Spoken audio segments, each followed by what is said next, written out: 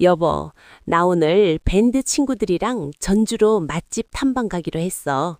늦으면 자고 올게. 30년 넘게 가족만 보고 소처럼 일한 저를 비웃기라도 하듯 아내는 낯선 남자를 찾아 떠났고 그 끝은 비참한 파멸뿐이었습니다. 배신당한 한 남자의 처절한 복수극을 응원하신다면 구독과 좋아요로 힘을 보태주십시오. 벌써 며칠째 잠을 제대로 못 잤습니다. 눈을 감으면 자꾸 그날 새벽의 진동 소리가 귓가를 찢는 것 같아서요. 저는 평생 건설 현장에서 망치질하고 기계 소음 속에 살았습니다. 남들은 귀가 먹먹해서 잘 안 들린다는데 저는 이상하게 집안의 작은 소리에는 예민해지더라고요. 그날도 그랬습니다. 새벽 4시였나 다들 잠든 그 고요한 시간에 거실 식탁 위에서 징하고 진동이 울리는 겁니다. 옆에서 세상 모르고 자고 있는 그 여자를 뒤로하고 물 한 잔 마시러 나갔다가 우연히 그 여자가 충전기에 꽂아둔 그 시계, 요즘 사람들이 다 차고 다니는 스마트워치라는 걸 봤습니다. 처음엔 그냥 알람인 줄 알았죠. 그런데 화면에 뜬 글자를 보는 순간 제 심장이 발바닥까지 툭 떨어지는 기분이었습니다. 자니? 당신 보고 싶어서 잠이 안 오네. 이게 대체 무슨 소린가 싶어 눈을 비비고 다시 봤습니다. 잘못 본 게 아니더군요. 그 짧은 문장 하나가 지난 30년 세월을 통째로 부정하는 기분이었습니다. 뒷목이 뻣뻣해지면서 피가 거꾸로 솟는데 입안이 하도 써서 바닥에 침을 몇 번이나 뱉었는지 모릅니다. 그 여자는 평소에 저더러 무뚝뚝하다, 대화가 안 통한다 타령을 해댔죠. 당신은 만나 일만 하느라 나랑 대화도 안 하잖아. 나도 이제 내 인생 좀 즐겨야지. 가끔 밴드 활동한다고 나갈 때마다 제가 걱정돼서 한마디 하면 걱정 마. 다들 나이 지긋한 사람들이라 건전하게 노니까라며 눈을 부릅뜨고 화를 냈습니다. 그 건전하다는 말이 이런 거였나 봅니다. 저는 그 자리에서 얼어붙은 채로 한참을 서 있었습니다. 손이 벌벌 떨리는데 이걸 어떻게 해야 하나 머릿속이 하얘지더라고요. 당장 깨워서 이 인간을 박살을 낼까 아니면 이 시계를 집어 던질까 싶었지만 꾹 참았습니다.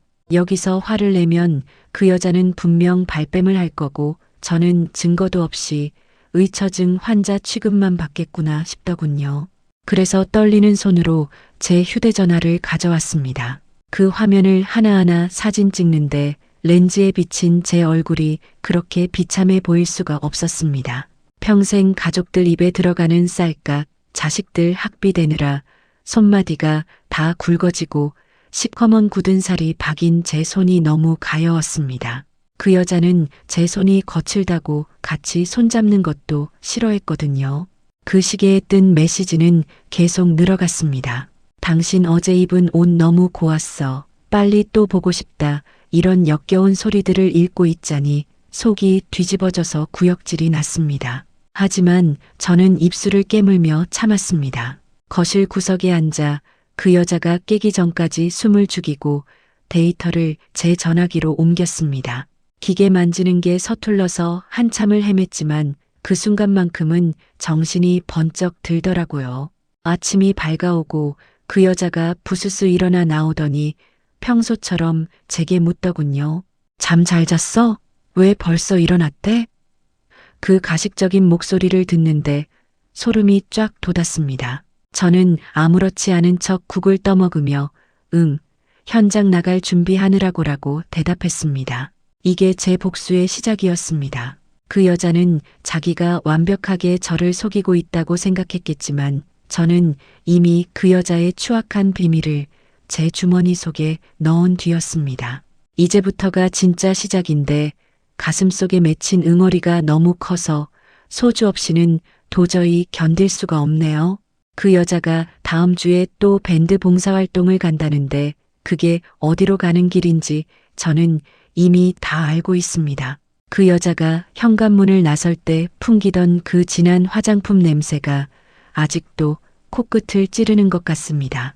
평소에는 세수하고 로션 하나 바르는 것도 귀찮아하던 사람이었는데 말입니다. 전주로 맛집 탐방을 가네 밴드 회원들이랑 봉사활동을 하네 떠들면서 짐을 챙기는데 제 가슴속은 이미 시커먼 숫덩이가 되어가고 있었습니다.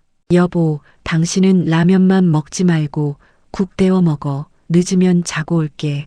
그 목소리가 어찌나 가증스럽던지 하마터면 그 자리에서 상을 뒤엎을 뻔했습니다. 하지만 저는 꾹 참았습니다. 여기서 터뜨리면 저 여자는 분명히 적반하장으로 나올 게 뻔했거든요.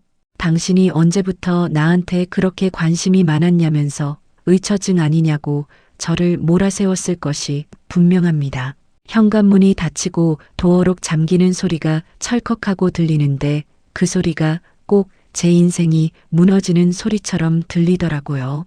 저는 곧장 베란다로 달려가서 창문에 몸을 숨기고 아래를 내려다봤습니다. 잠시 뒤에 그 여자가 커다란 가방을 메고 나타나더군요. 그런데 그 여자가 올라탄 차는 밴드 사람들이 같이 타는 승합차가 아니었습니다. 아주 매끄럽게 잘 빠진 검은색 승용차 한 대가 대기하고 있더라고요. 운전석에서 내린 놈이 누군지 확인하는 순간 저는 제 눈을 의심했습니다. 세상에, 그놈은 제 고향 후배였습니다. 가끔 우리 집에 와서 형님, 형님하며 술잔을 기울이던 그 인간이었단 말입니다. 그놈이 아주 자연스럽게 그 여자의 허리를 감싸 안으며 짐을 받아 실어주는데 멀리서 봐도 그 여자의 입가에 걸린 웃음이 얼마나 화사한지 알 수 있었습니다. 제 앞에서는 한 번도 보여준 적 없는 그런 웃음이었습니다. 차가 아파트 단지를 빠져나갈 때까지 저는 그 자리에 서서 한참을 내려다봤습니다. 손바닥에 땀이 배어서 유리창에 허연 손자국이 남더라고요. 그 여자가 떠난 빈집은 소름 끼칠 정도로 조용했습니다. 저는 떨리는 손으로 그 여자가 식탁 위에 두고 간 태블릿 PC를 집어들었습니다. 제가 생일 선물로 사준 건데 자기 말로는 기계치라 복잡한 건 모른다고 하더니만 지도 앱이며 채팅 앱이며 아주 깔끔하게 정리해 놨더군요. 하지만 저는 건설 현장에서 도면 보던 사람입니다. 꼼꼼하게 따지는 건 누구보다 자신 있었거든요. 지도 앱의 최근 목적지를 하나씩 뒤지기 시작했습니다. 전주, 봉사활동 장소, 그런 건 눈을 씻고 찾아봐도 없었습니다. 대신에 우리 집에서 차로 20분이면 가는 근처 도시의 신축 오피스텔 주소가 반복적으로 찍혀 있더라고요. 그 주소를 보는 순간 머릿속이 징하고 울렸습니다. 그 오피스텔이 있는 동네는 그 후배놈이 사업이 잘 된다며 사무실 겸 숙소로 쓴다고 자랑하던 그곳이었거든요. 그제야 모든 조각이 맞춰지는 기분이었습니다. 지난달에 카드 명세서에 찍혔던 낯선 카페 주소, 갑자기 늘어난 옷과 화장품들, 그리고 주말마다 밴드 활동을 핑계로 외박을 일삼던 그 모든 행각이 그 오피스텔이라는 공간으로 모이고 있었습니다. 저는 주방 식탁에 앉아 볼펜을 꺼냈습니다.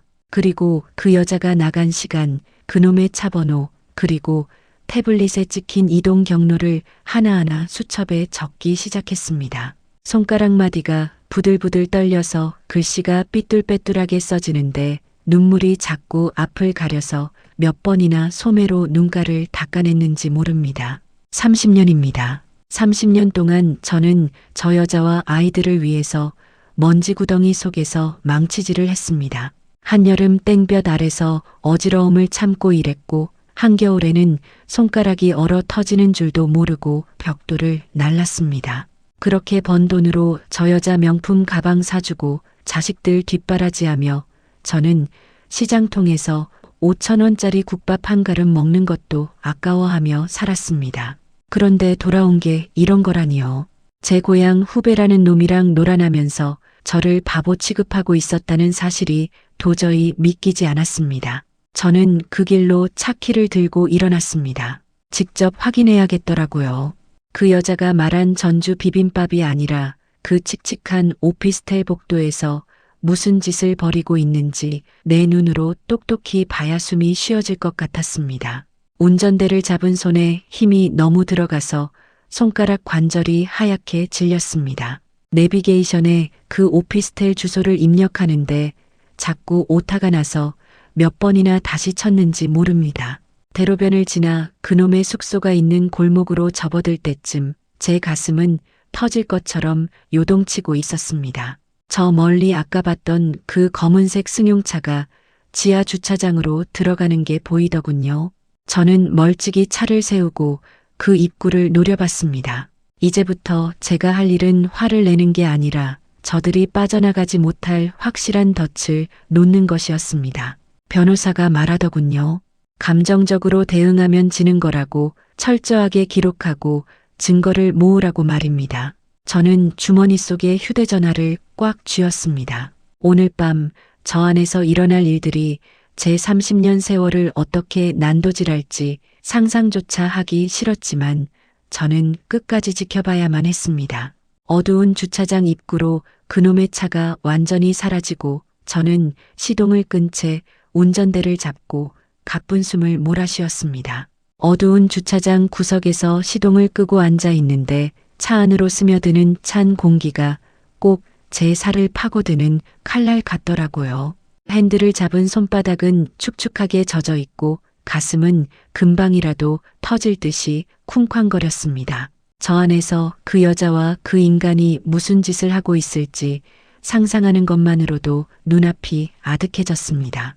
당장이라도 차 문을 박차고 나가 그놈의 멱살을 잡고 싶었지만 저는 입술을 피가 나도록 깨물며 참았습니다. 지금은 때가 아니라는 걸, 여기서 감정을 터뜨리면 지난 30년의 억울함을 보상받을 길이 영영 사라질 것이라는 걸 알고 있었기 때문입니다.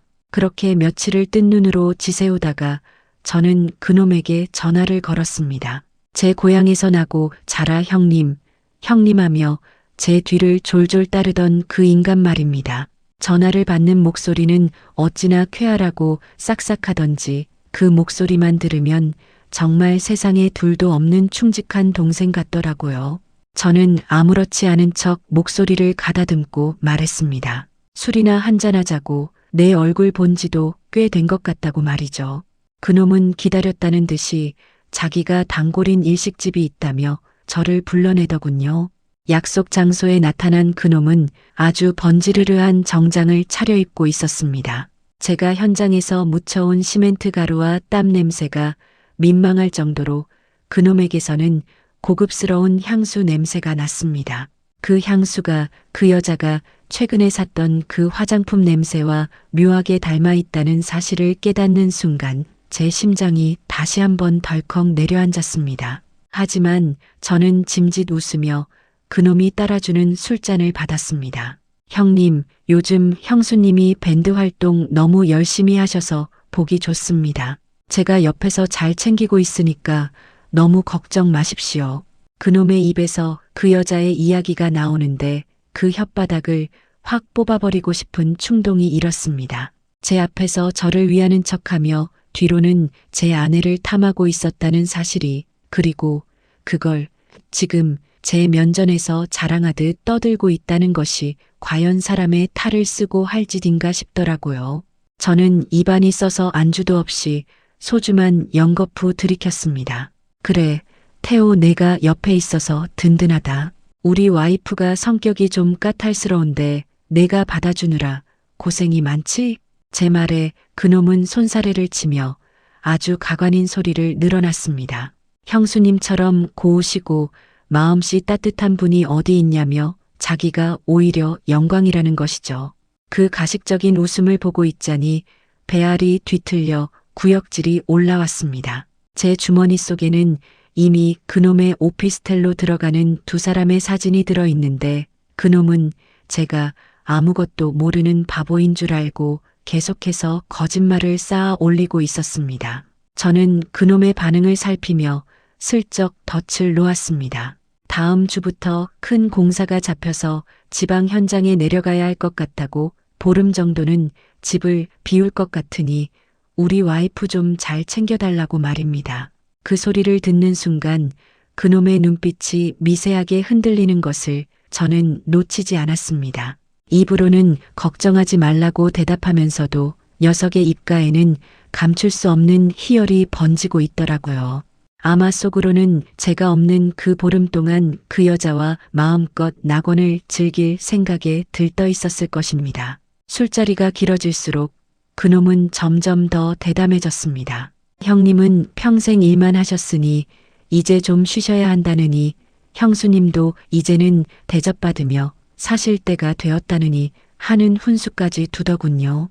제가 땀 흘려번 돈으로 그 여자가 산 옷을 입고 그 여자가 차려주는 밥을 먹으면서 저를 가르치려 드는 그 오만함에 소름이 돋았습니다.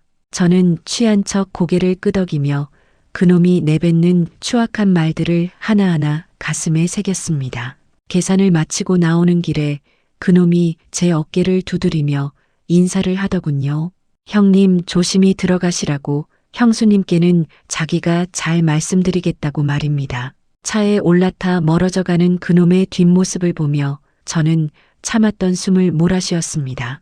핸들을 쥔 손바닥에 다시 땀이 배어 미끄러졌습니다. 이제 녀석들은 제가 파놓은 구덩이로 제 발로 걸어 들어올 일만 남았습니다. 보름이라는 시간, 그들이 가장 방심하고 행복해야 할 그 시간이 그들에게는 가장 지독한 지옥의 시작이 될 것이라는 사실을 그놈은 꿈에도 모르는 눈치였습니다. 저는 어두운 차 안에서 식탁 위에 찍어두었던 그 여자의 스마트워치 메시지를 다시 한번 꺼내 보았습니다.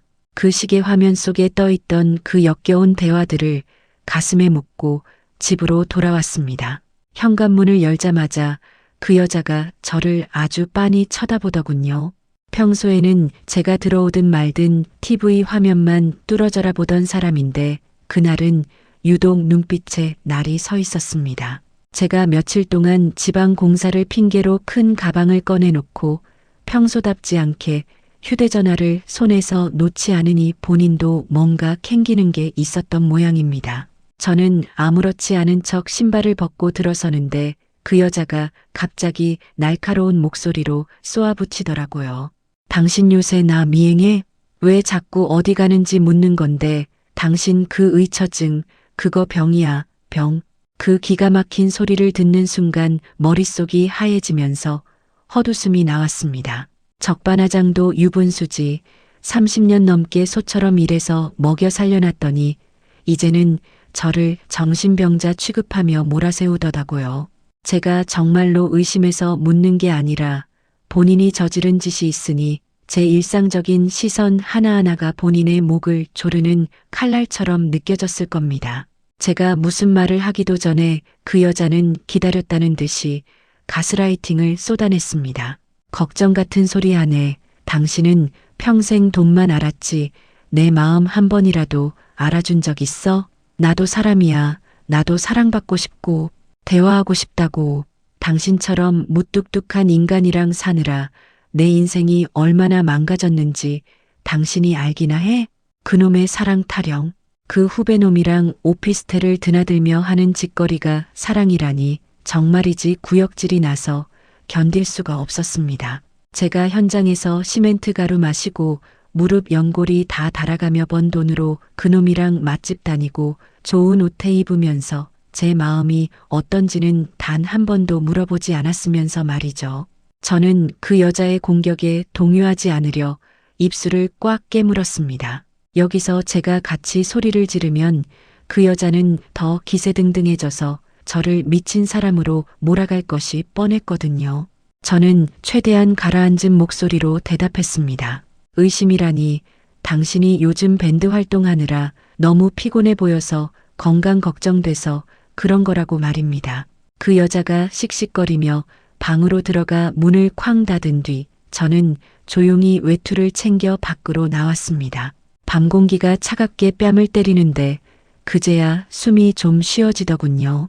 저는 미리 알아봐둔 변호사 사무실 근처 공중전화 박스 앞에 섰습니다. 제 휴대전화에 기록이 남으면 그 여자가 눈치챌까봐 조심스러웠던 것이죠.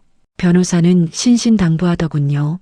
지금 당장 화를 내서 쫓아내는 건 가장 하책이라고 말입니다. 재산 분할이며 위자료며 제가 평생 피땀 흘려 일궈온 것들을 지키려면 철저하게 감정을 숨기고 법적인 장거를 모아야 한다고요. 저는 다음 날부터 변호사가 시키는 대로 블랙박스 칩을 주기적으로 갈아 끼우기 시작했습니다. 그 여자가 제가 출근한 틈을 타서 그 후배놈의 차에 올라타는 장면, 둘이서 다정하게 대형마트에 들어가 장을 보는 장면들이 제 가방 속에 차곡차곡 쌓여갔습니다. 블랙박스 영상 속에 비친 그 여자의 화사한 웃음소리를 들을 때마다 제 심장은 갈갈이 찢어지는 것 같았습니다. 제가 사준 차를 타고 제가 벌어다 준 돈으로 그놈과 장을 보면서 저렇게 행복해할 수 있는 것일까요? 그 인간들은 제가 지방 현장에 내려가 있는 줄 알고 아주 대담하게 행동하더라고요. 우리 집 거실에서 대낮부터 술판을 벌였는지 제가 몰래 설치해둔 소형 녹음기에는 그놈의 저질스러운 농담과 그 여자의 간드러진 웃음소리가 가득했습니다. 그 형님은 참 미련해. 이렇게 예쁜 마누라를 두고 일만 하니 얼마나 바보 같아? 그놈의 목소리를 듣는데 주먹에 힘이 들어가 손톱이 살을 파고들었습니다. 30년 정을 나눈 동생이라고 믿었던 놈의 입에서 나온 말치고는 너무나 잔인했습니다. 하지만 저는 참았습니다. 제가 지금 터뜨리면 그 여자는 재산의 절반을 떼어달라고 소송을 걸 것이 분명했기 때문입니다. 제가 평생 건설 현장에서 망치질하며 마련한 이 집, 우리 아이들 결혼 자금으로 쓰려고 한 푼, 두 푼 모아둔 그 소중한 돈들을 그 추악한 인간들에게 줄 수는 없었습니다. 저는 차갑게 식은 소주 한 잔을 들이켜며 다시 펜을 들었습니다. 그 여자가 외출한 시간, 그놈이 우리 집에 들어온 시간, 그리고 그들이 주고받은 역겨운 대화 내용들을 시간 단위로 꼼꼼하게 기록했습니다. 그러던 어느 날 지방 공사가 거의 끝나갈 무렵 그 여자가 저에게 먼저 전화를 걸어왔습니다. 이번에는 목소리가 어찌나 나긋나긋하고 부드럽던지 소름이 돋더군요. 여보, 지방일은 언제 끝나? 애들이 당신 많이 보고 싶어 하네. 이번 주말에 우리 가족 다 같이 모여서 당신 좋아하는 고기 구워 먹을까? 그 여자의 제안을 듣는 순간 제 입가에는 서늘한 미소가 번졌습니다. 드디어 때가 왔다는 것을 직감했거든요. 본인은 가족을 위하는 현모양처인 척 연기하며 마지막까지 저를 기만하려 했겠지만 그게 본인의 무덤이 될 줄은 꿈에도 몰랐을 겁니다. 자녀들이 다 모인 자리, 그 여자가 가장 완벽한 행복을 연기하고 싶어하는 그 순간에 제가 준비한 이 지옥을 보여줄 생각을 하니 손끝이 파르르 떨렸습니다. 저는 최대한 다정한 남편의 목소리를 흉내내며 대답했습니다. 그래, 이번 주말에 다 같이 보자고. 나도 당신이랑 애들한테 보여줄 게 아주 많거든. 전화를 끊고 저는 변호사에게 짧은 문자를 보냈습니다. 준비 끝났다고, 이제 그들이 쌓아 올린 가짜 낙원을 무너뜨릴 시간이 왔다고 말입니다. 창밖에는 안개가 자욱하게 끼어 앞이 잘 보이지 않았지만 제 머릿속만큼은 그 어느 때보다 명료하게 빛나고 있었습니다. 그 여자가 자식들 앞에서 어떤 표정을 지을지, 그놈이 법정에서 어떤 비참한 꼴을 당할지 상상하며 저는 어둠 속에서 조용히 숨을 죽였습니다. 그 여자가 말한 그 주말이 드디어 왔습니다. 아침부터 콧노래를 흥얼거리며 갈비를 재우고 전을 부치는데 그 가식적인 뒷모습을 보고 있자니 뱃속이 뒤틀려 소화제를 몇 알이나 삼켰는지 모릅니다. 얼마 전까지 저더러 의처증이니 모니 소리를 지르던 사람이 자식들 앞에서는 세상에 둘도 없는 조신한 아내이자 자애로운 어머니인 척 연기를 하는 것이죠. 아이들이 도착하고 거실에 웃음꽃이 피는데 저는 그 틈에 끼지 못한 채 베란다에서 담배만 태웠습니다. 제 가방 속에 든 그 태블릿 PC가 마치 시한폭탄이라도 된 것처럼 묵직하게 느껴졌을 뿐이더라고요. 식탁 가득 차려진 음식들을 보니 그동안 제가 현장에서 먼지 마시며 벌어다 준 돈들이 생각나서 목구멍으로 넘기기가 힘들었습니다. 큰아들이 아버지, 요즘 현장 일이 많이 힘드신가 봐요. 얼굴이 반쪽이 되셨네라며 저를 걱정하는데 그 여자는 태연하게 고기를 아들 접시에 놓아주며 맞장구를 치더군요. 니네 아버지가 워낙 일 욕심이 많잖아. 내가 그렇게 쉬라고 해도 말을 안 들어.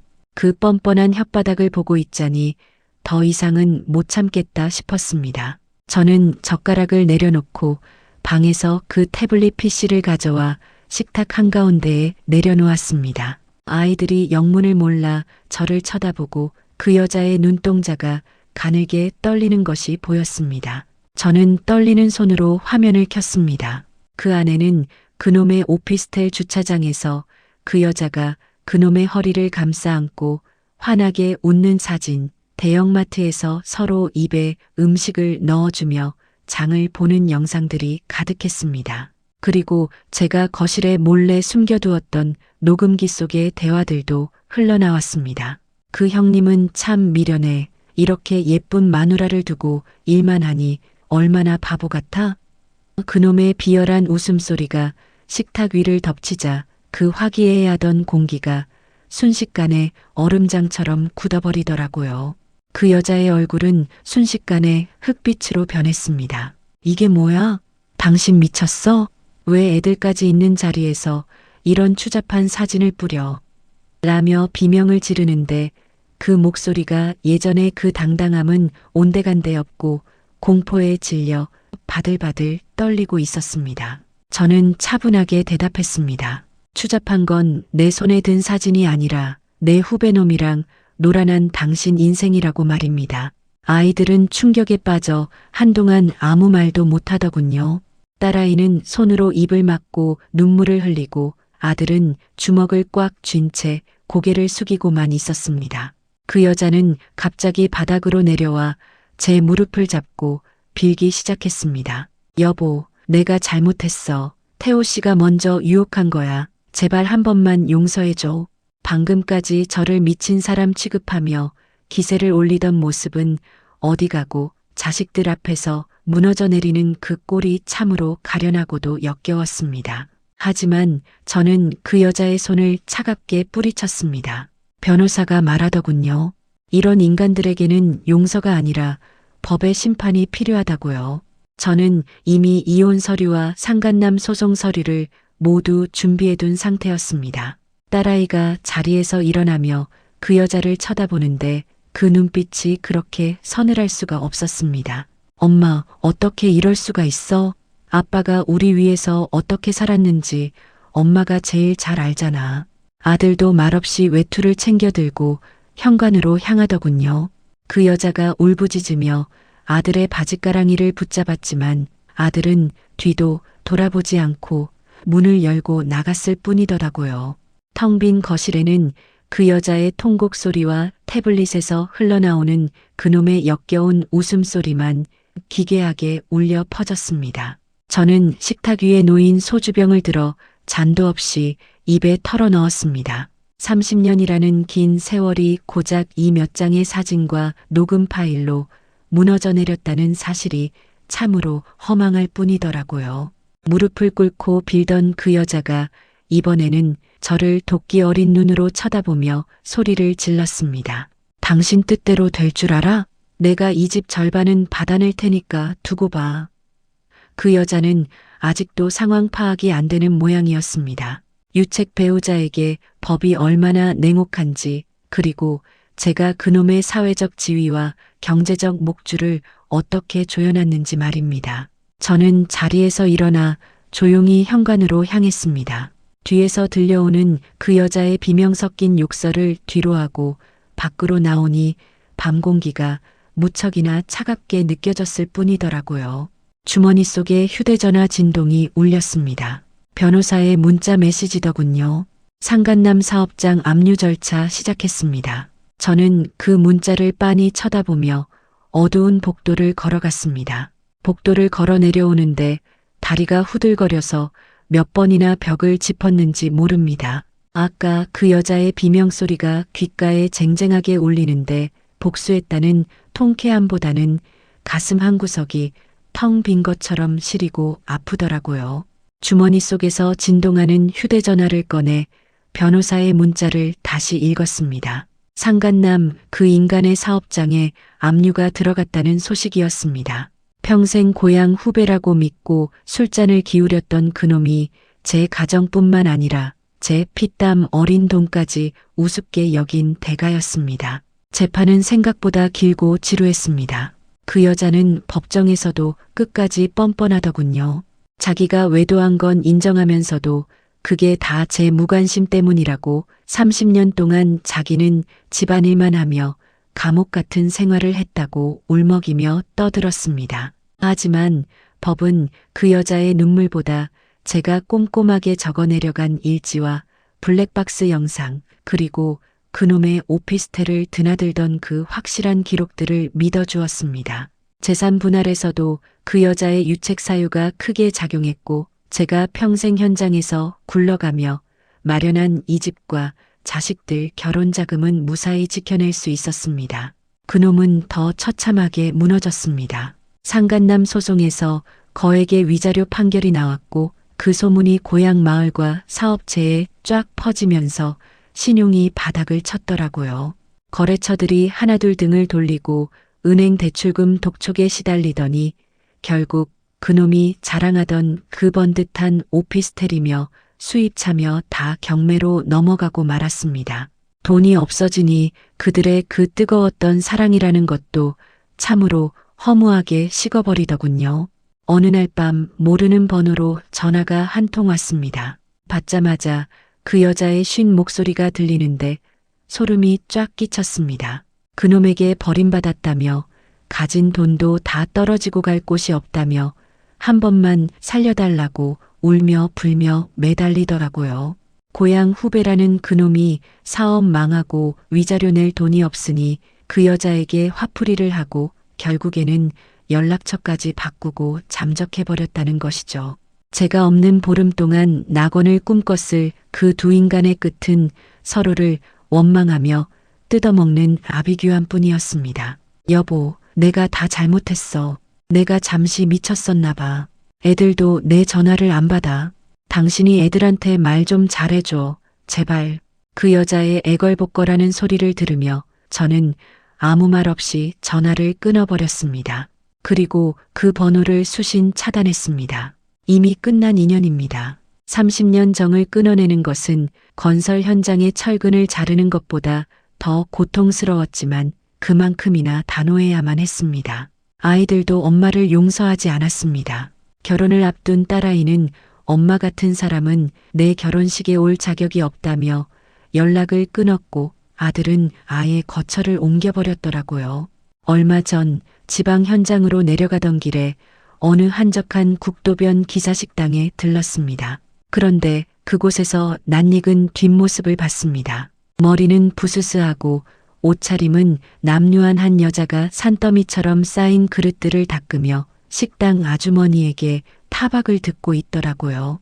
자세히 보니 그 여자였습니다. 명품 가방을 들고 그놈의 차에 오르며 화사하게 웃던 그 여자는 간대없고 생계를 위해 고된 육체노동 시장으로 내몰린 비참한 노파만 한 명 서 있었습니다.